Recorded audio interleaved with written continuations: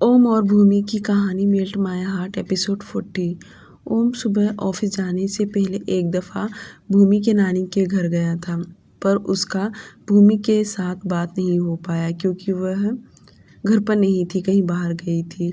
तो भूमि की मामी ने फिर से अंजना जी को कॉल करके बता दिया कि ओम आज फिर से घर आया था। शाम ढलते ही ओम भूमि के घर आ टपका। इस वक्त भूमि घर पर ही थी और ओम नानी से परमिशन लेकर भूमि के कमरे में गया। भूमि ने जैसे ओम को देखी कि वह इग्नोर करने लगी। वह कमरे से बाहर जाना चाहती थी, पर वह जा पाती उससे पहले ओम ने उसका हाथ पकड़ के अपने करीब कर लिया। ओम का इस तरह से परेशान करना भूमि को बिल्कुल भी पसंद नहीं आ रहा था और वह दबी हुई आवाज़ में बोली, आप यहाँ क्या कर रहे हैं? यहाँ रोज़ रोज़ मत आइएगा। ये सुन ओम बोला, ठीक है नहीं आऊँगा, तो तुम्हें मेरे साथ मेरे घर चलना होगा। ओम का इतना कहना कि भूमि उसकी आंखों में देखने लगी और अपना हाथ छुड़ाते हुए बोली, क्या आपको पता नहीं हमारा तलाक हो गया है? अब हम दोनों अलग अलग हो गए हैं। ये सुन ओम बोला, पर मैं नहीं मानता कि हम दोनों अलग हो गए हैं, क्योंकि तुम मेरी हो और हमेशा मेरी रहोगी और बहुत जल्द मैं तुम्हें यहाँ से अपने घर लेकर जाऊँगा। मैं तो कहता हूँ तुम अभी मेरे साथ घर चलो। दोनों घर में बातें कर रहे थे कि भूमि की मामी ने तुरंत दिनेश जी को कॉल लगाया और बताया कि ओम सुबह भी आया था और अभी भी आया है। ये सुन दिनेश जी परेशान हो गए, क्योंकि 2 दिन से ओम लगातार भूमि से मिलने जा रहा है और ये चौथी बार उसका उससे मिलना है। कहीं वह फिर से भूमि को तकलीफ़ ना दे। ये सब सोच दिनेश जी परेशान हो रहे थे। उन्होंने जल्द से जल्द उसका कोई फैसला लेना चाहते थे ताकि उनकी बेटी ओम से दूर रहे। इधर ओम भूमि के कमरे से बाहर नहीं निकल रहा था, बल्कि आज वह भूमि के सामने अपने घुटने टेक दिए। वह रिक्वेस्ट कर रहा था कि भूमि उसके साथ घर चले, पर यह बिल्कुल भी पॉसिबल नहीं था।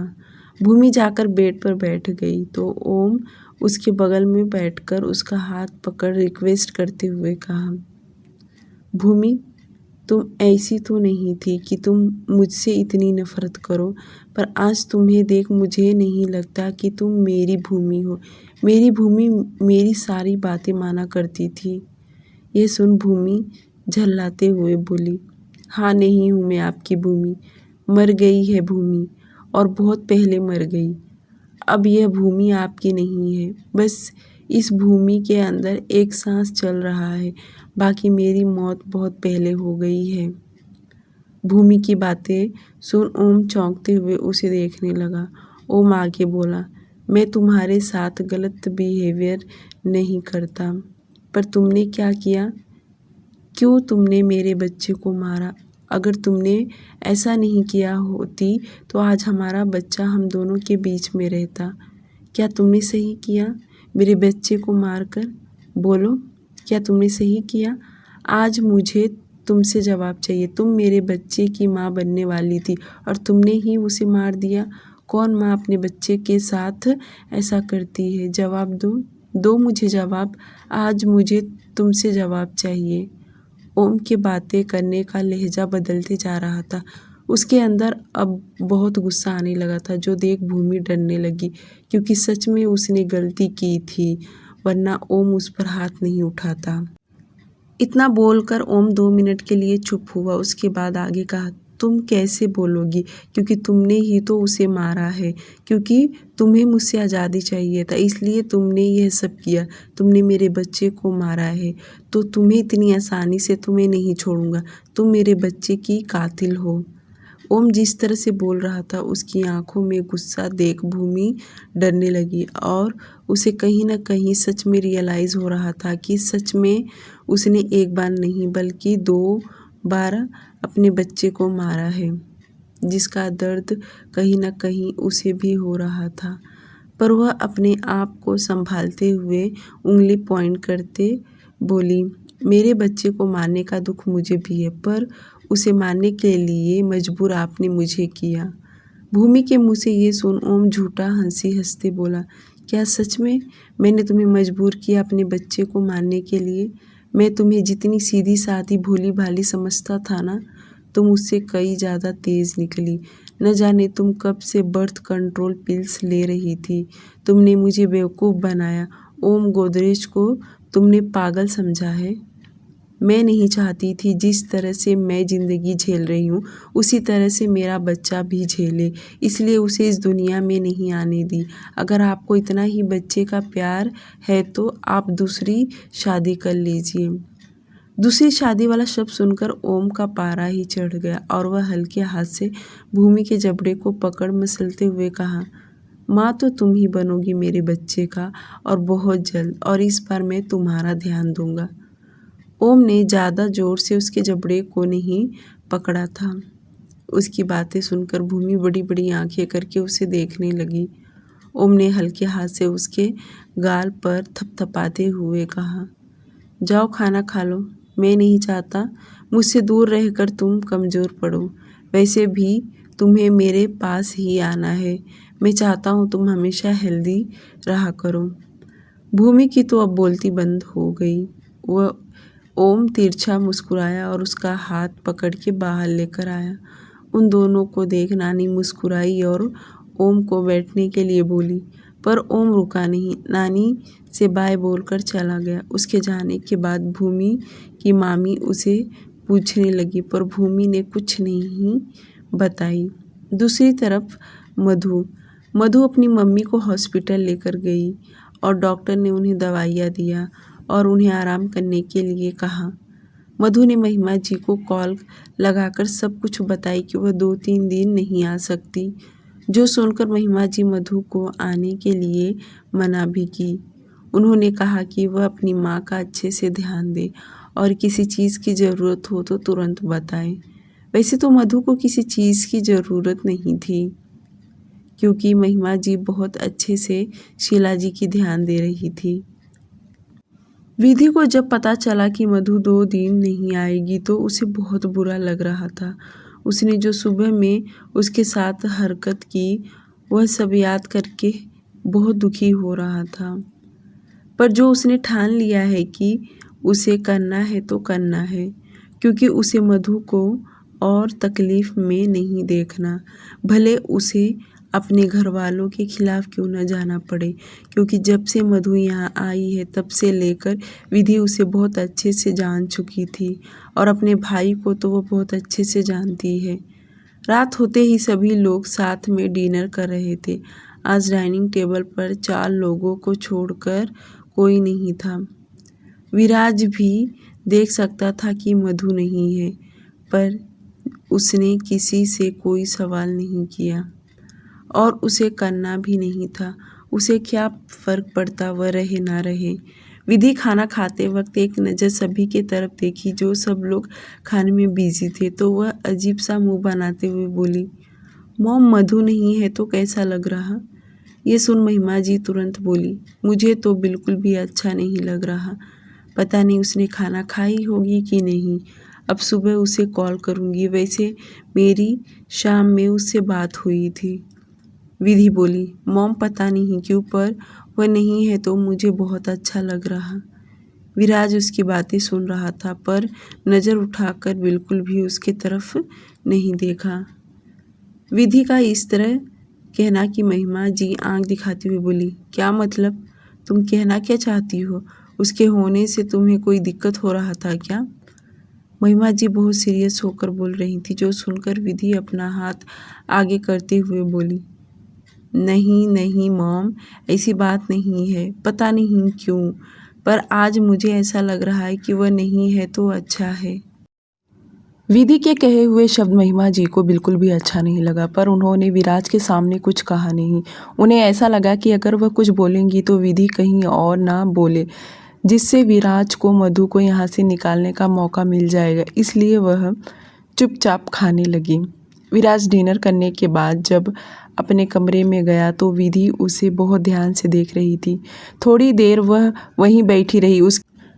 जब उसके मॉम डैड उठे और अपने कमरे में जाने लगे तो उन्होंने विधि को भी कमरे में जाने के लिए कहा और हर कोई एक दूसरे को गुड नाइट बोलकर अपने अपने कमरे में चले गए। विधि मौका ढूंढ रही थी कि वह विराज के कमरे में कब जाए, और जैसे सब लोग अपने अपने कमरे में गए तो वह तुरंत अपने भाई के कमरे के बाहर जाकर दरवाज़ा खटखटाने लगी।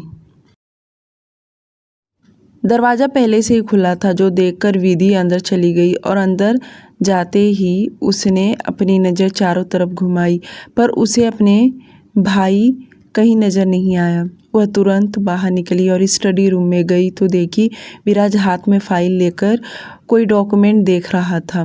विधि दरवाजे पर खड़ी होकर बोली, भाई अंदर आऊं?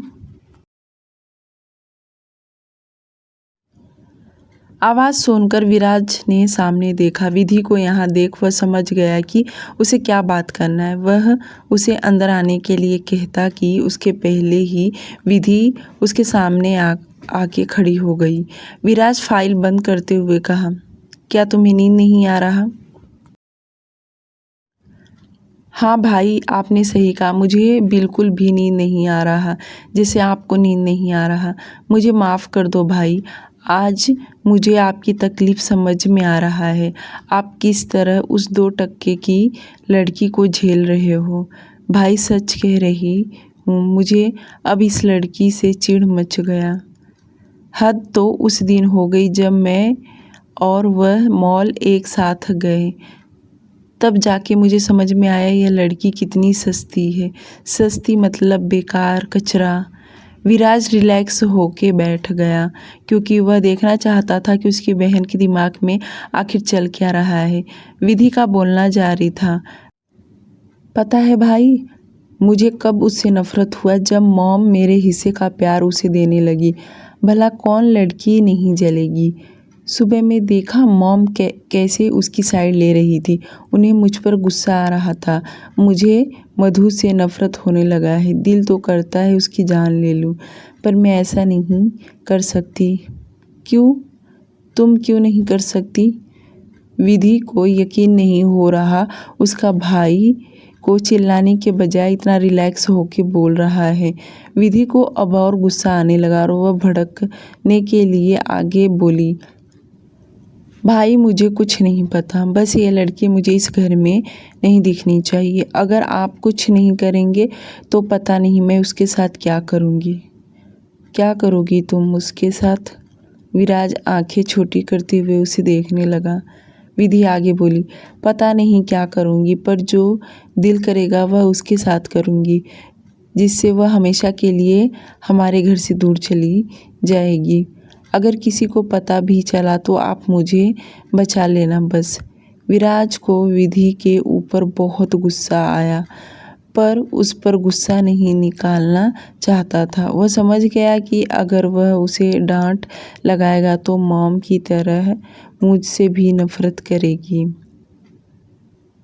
इसलिए उसे समझाते हुए कहा, तुम अपनी पढ़ाई पर ध्यान दो, उससे कैसे डील करना है मैं देख लूँगा, समझी तुम? और आइंदा से उसके बारे में तुम ये सब बात नहीं करोगी। बहुत जल्द वह इस घर से चली जाएगी। विराज के मुंह से निकला शब्द कि मधु हमेशा के लिए चली जाएगी, विधि को बहुत बुरा लगा। उसे ऐसा लगने लगा कि कहीं उसका प्लान फ्लॉप ना हो जाए, कहीं सचमुच मधु हमेशा के लिए यहाँ से चली ना जाए। उसके जहन में यह बात आते ही उसने टॉपिक चेंज करते आगे बोली, भाई मेरे पास एक रास्ता है, प्लीज़ आप एक बार सुन लीजिए, बहुत ही अच्छा आइडिया है। इससे तो किसी की जान भी नहीं जाएगी और आप भी हमेशा के लिए आज़ाद हो जाओगे और मधु के यहाँ से हमेशा के लिए चली जाएगी। मधु से आपको हमेशा हमेशा के लिए छुटकारा मिल जाएगा, वरना आप तो जानते हो मॉम चाहती हैं कि आप और मधु की शादी हो जाए। मैं मधु को अपनी भाभी तो कभी एक्सेप्ट नहीं करूँगी। इतना बोलकर विधि विराज के फेस का रिएक्शन देख रही थी। उसके चेहरे पर कोई भाव नहीं था, जो देख विधि को मन ही मन ऐसा लगा कि वह पत्थर पर अपना सिर पटक रही है। फिर भी विधि अपने भाई को उकसाने का काम करने लगी। देखो भाई, अगर मधु की शादी किसी और से हो गया, सारा मुसीबत दूर हो जाएगा ना आपको परेशानी होगी और ना मुझे। कैसा लगा मेरा प्लान? बकवास, एकदम बकवास। आजकल तुम अपना दिमाग बहुत खर्च कर रही हो। चुपचाप जाओ, जाकर आराम करो, समझी? उससे सिर्फ मैं निपटूंगा और कोई नहीं। जाओ यहाँ से। विधि को अंदर ही अंदर हंसी आने लगा। मन ही मन खुद से बोली, यही तो मैं चाहती हूँ भाई, कि आप सब निपटा लो, बना लो मधु को अपनी दिल की रानी, इस कोठारी मेंशन की बहू रानी। खड़ी क्यों हो, जाओ यहाँ से। विराज का आवाज़ जैसे विधि के कान में गया कि वो अपने सेंस में आई और अपना सिर हाँ में हिलाते हुए बोली, हाँ जा रही हूँ, गुड नाइट। विधि जाने के लिए जैसे मुड़ी कि उसे कुछ सूझा, क्यों ना कुछ ऐसा कह दे जिससे उसका भाई मजबूर हो जाए सोचने के लिए। विधि दरवाजे पे खड़ी हो गई। विराज के तरफ देख बोली, भाई अगर मधु की शादी किसी और से होगी ना, तभी भी वो खुश नहीं रह सकती, क्योंकि उसे हर कोई यही कहेगा कि उसका रेप हुआ है, शादी टूटा हुआ है। समझ रहे हो ना आप? वैसे भी आपने उसे कहीं का नहीं छोड़ा, बर्बाद करके रख दिया। विराज को उसकी बहन का इस तरह से बात करना बिल्कुल भी पसंद नहीं आया। दांत पीसते हुए तेज आवाज़ में कहा, विधि, अगर विधि एक पल और यहाँ रुकी तो विराज सच में हाथ उठा देगा। विधि जोर से वहाँ से भागी। वह तो चली गई, पर विराज के अंदर आग लग गई। यह आग इतना धधक चुका था कि संभालना मुश्किल था। विराज हाथ में पकड़े पेन को अपने हथेली पर धंसाने लगा। विराज के आंखों के सामने वह सब याद आने लगा जो उसने मधु के साथ बेरहमी से किया था। सबसे बड़ी बात, विधि ने यह कह कर गई, यह रेपिस्ट है, उसने मधु का रेप किया है। यह बात उसके सीने में लग गई और वह बौखला चुका था। विराज खुद को शांत कर रहा था, पर नहीं कर पा रहा। कुछ देर बाद वह अपना लैपटॉप चालू किया जो उसने कमरे में कैद किया था, फिर से देखने लगा, क्योंकि काफ़ी वक्त से उसने देखा नहीं था। उस वीडियो में मधु चीख रही थी, रो रही थी, तड़प रही थी। आज उसकी दर्द विराज के कान में गूंज रहा था। विधि अपने कमरे में आकर सोचने लगी, कहीं मैंने कुछ ज़्यादा तो नहीं बोल दी? अगर भाई कल सुबह मेरी क्लास लगाएंगे तो? नहीं, विधि डरना नहीं है। अगर कदम उठाया है तो मंजिल तक पहुंचना है। रात 3 बजे भी विराज अपने स्टडी रूम में ही था। आज उसकी आंखों में नींद दूर दूर तक नहीं था। वह चाहकर भी नहीं सो सकता। जब से विराज मधु से मिला था, तब से लेकर आज तक सब सोचने लगा। मधु अर्जुन की शादी भी उसने तोड़ा, उसे कहीं का नहीं छोड़ा। विराज चेयर पर बैठा था, पर उसका पूरा ध्यान कहीं और था। आज उसका सो पाना मुमकिन था। अगली सुबह दिनेश जी सुबह होते ही भूमि से मिलने उसके पास पहुंच गए। उन्होंने अपनी बेटी से पूछा, ओम ने तुम्हें कोई तकलीफ तो नहीं दिया ना? जो सुनकर भूमि अपने पापा के गले लिपट के बोली, पापा उन्होंने मुझे कुछ नहीं कहा, आप बहुत परेशान हो रहे हैं, वह बस मुझसे मिलने आए थे। ये सुन दिनेश जी बोले, फिर वह क्यों आ रहा है यहाँ? मुझे पता है वह तुम्हें तकलीफ़ देना चाहता है, पर अब बहुत हुआ। तब मुझे पता नहीं था कि उसने मेरी बेटी को कठपुतली बना के रखा था, पर अब तुम्हारा बाप बिल्कुल भी बर्दाश्त नहीं करेगा।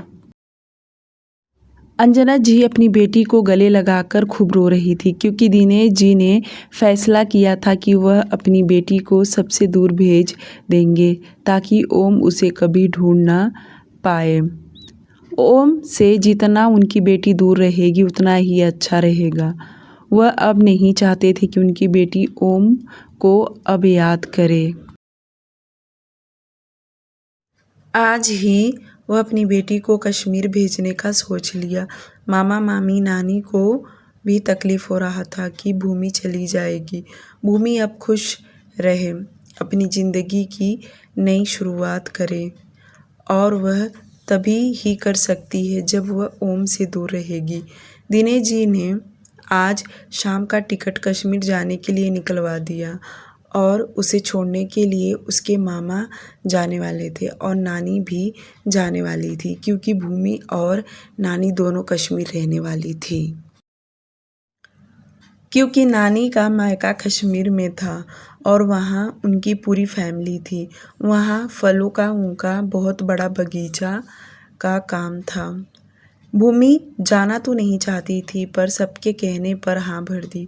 कश्मीर जाने के लिए तैयारी करने लगी ताकि फिर से ओम आए तब तक भूमि यहाँ से जा चुकी हो।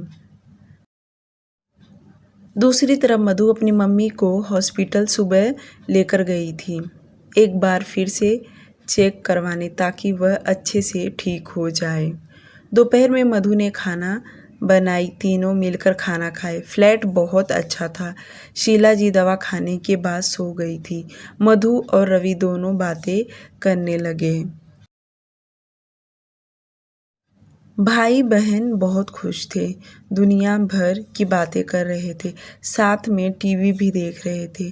आज मधु के पास बहुत टाइम था, तभी उसे याद आया कि जब वह हॉस्पिटल गई थी वहाँ पर पैम्पलेट पर लिखा था रिसेप्शनिस्ट रिक्वायरमेंट, जिस पर टाइम और मोबाइल नंबर लिखा हुआ था। मधु के जहन में आया कि क्यों न वह खुद जॉब करे, और बातों ही बातों में उसने अपने भाई को भी पूछा, तो जिससे उसका भाई तुरंत तैयार हो गया और उसकी मम्मी अभी सोई थी।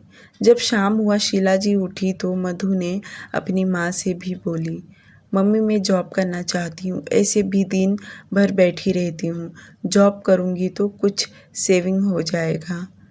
भला शीला जी क्यों मना करेंगी, उन्होंने भी हाँ भर दी। मधु अपने भाई के साथ उसी हॉस्पिटल में गई, काम करने के लिए पूछने लगी। मधु ने अपने एजुकेशन और जॉब एक्सपीरियंस बताई कि उसने इसके पहले कॉल सेंटर में काम की थी। कॉलिंग रिसेप्शनिस्ट के लिए यही काम ज़रूरी था, तो उसे तुरंत जॉब के लिए हाँ कह दिया। और जब पेमेंट की बात आई तो उन्होंने बताया तो 15,000 रुपये। मधु के लिए इतना पैसा ज़्यादा था, क्योंकि उसे हॉस्पिटल में ज़्यादा काम नहीं था, करीब 6 से 7 घंटे की ड्यूटी थी। मधु ने तुरंत हाँ भर दी, दोनों बहुत खुश थे। शीला जी ने मधु को समझाते हुए कहा, एक बार महिमा जी को भी बता देना। जो सुन मधु बोली, मम्मी वह कभी मना नहीं करेंगी और यह पैसे मैं तुम दोनों के लिए सेविंग करूँगी। तीनों बहुत खुश थे। मधु अपने मन ही मन कहने लगी, बस कुछ वक्त और, उसके बाद मेंशन छोड़ के हमेशा के लिए तुम दोनों के साथ रहूँगी। गोदरेज मेंशन। दिनेश जी ने कॉल लगाकर काशी जी को बता दिया था कि इन दिनों ओम रोज भूमि के पास जा रहा है और मैं नहीं चाहता कि मेरी बेटी को फिर से किसी तकलीफ़ का सामना करना पड़े, क्योंकि इस बार मैं बर्दाश्त नहीं कर पाऊँगा। सारी बातें सुनने के बाद काशी जी को बहुत बुरा लगा और उन्होंने दिनेश जी को दिलासा देते हुए कहा, भाई साहब आप बेफिक्र रहिए, मैं तो उससे बात नहीं करती, पर उसके पापा से बात करूँगी कि वह अच्छे से उसे समझाए। अगर वह नहीं माना मुझे कोई रास्ता निकालना पड़ेगा। मैं वादा करती हूँ कि अब वह कभी आपकी बेटी को परेशान नहीं करेगा। दिनेश जी ने आगे कहा, वैसे भी मैं अपनी बेटी को इतना दूर भेज रहा हूँ जहाँ आपका बेटा पहुँच नहीं सकता। काफ़ी देर तक दोनों लोग बातें करते रहे। काशी जी को दुख हुआ कि भूमि दूर जा रही है और अच्छा भी लगा कि भूमि दूर ही रहे तो ठीक रहेगा, वह खुश रहेगी। काशी जी ने जब कॉल कट किया तो उन्होंने रोशनी को आवाज़ देकर बुला रही थी। रोशनी इस वक्त अपने कमरे में थी, उसने अपनी मॉम की आवाज़ नहीं सुनी, जिसके चलते काशी जी खुद रोशनी के कमरे में गई तो रोशनी इस वक्त कुर्सी पर बैठे ही सो गई थी। काशी जी ने जैसे आवाज़ देकर उसे उठाना चाहा कि अचानक से उनकी आवाज़ मुंह में ही रह गया। क्योंकि उनकी बेटी की हालत कुछ ठीक नहीं नज़र आ रहा। जिस तरह से वह सोई थी उसे देखकर ऐसा लग रहा था जैसे कि कोई लावारिस हो, उसके आगे पीछे कोई नहीं है। उसकी यह हालत देख काशी जी की आंख भर आया और वह अपने आप से बोली, कहीं ऐसा तो नहीं जो कुछ घर में हो रहा है, इन सब के चक्कर में मैं अपनी बेटी को दूर करते जा रही हूँ। काशी जी झुककर उसके चेहरे पर हाथ फेरते हुए बड़े प्यार से उठाने लगी। एक दो दफ़ा उन्होंने प्यार से आवाज़ लगाया, तब जाकर रोशनी आँख खुली और अपने मॉम को देखकर वह हड़बड़ाते हुए उठकर बैठ गई। वह अपने एक हाथ से आँखों को मसलते हुए बोली, मॉम क्या हुआ? आप यहाँ कुछ काम था क्या? जो सुनकर काशी जी प्यार से बोली, नहीं कुछ काम तो नहीं था, पर तुम यहाँ क्यों सो रही हो? बेड पर आराम से सो जाओ। बेटा तुम्हारी तबीयत तो ठीक है? यह बोलते वक्त काशी जी ने हाथ लगाकर उसके माथे को छूकर देखा तो उसे बुखार तो बिल्कुल भी नहीं था। रोशनी हल्का मुस्कुराते हुए बोली, मॉम मैं बिल्कुल ठीक हूँ, वह मैं यहीं बैठे ही अचानक से मुझे नींद लग गया, बाकी कुछ नहीं। आप चलिए नीचे, मैं फ्रेश होकर आती हूँ, मैं आपके लिए चाय बनाऊँगी। यह सुनकर काशी जी उसके गाल पर हाथ थपथपाते हुए वहाँ से चली गई। उनके जाने के बाद रोशनी वॉशरूम में गई और सबसे पहले ठंडे पानी से अपने मुंह धोए। थोड़ी देर के बाद वह नीचे आई। कोठारी मेंशन। विधि सुबह से अपने भाई को देखी नहीं थी क्योंकि आज उसका भाई बहुत जल्दी ऑफिस के लिए चला गया था। ब्रेकफास्ट करने के वक्त भी नहीं था। जैसे शाम हो रहा था विधि का डर बढ़ते जा रहा था क्योंकि उसे डर था कि उसका भाई आएगा तो सारा गुस्सा उस पर निकालेगा, क्योंकि सुबह इतना जल्दी जाना मतलब रात भर सोया नहीं होगा या तो गुस्से में सुबह जल्दी चला गया होगा। यही सारी बातें वह सोच सोच के परेशान हो रही थी। शाम से रात ढलने लगा। विधि का टेंशन भी साथ में बढ़ते जा रहा था। जब सभी घर वाले रात को डिनर करने बैठे पर अभी तक विराज घर नहीं आया था। विधि जल्दी जल्दी खाना खाकर अपने कमरे में चली गई क्योंकि उसे पता था उसका भाई देर से ही सही पर घर आएगा। उसके आने से पहले वह अपने कमरे में चली गई। काफ़ी रात हो गया था पर विराज घर नहीं आया और जब सुबह हुआ विधि उठी तो उसे सबसे पहले अपने भाई की ही याद आया कि वह अपने कमरे में होगा। जब वह फ्रेश होकर बाहर निकली तो सबसे पहले उसने सर्वेंट से पूछी। सर्वेंट उसके सवाल का जवाब देते हुए बताया कि छोटे मालिक रात में घर नहीं आए। ये सुनकर विधि को राहत मिला और वह नीचे आ गई। आज के लिए सिर्फ इतना ही। प्लीज़ स्टोरी को लाइक और चैनल को सब्सक्राइब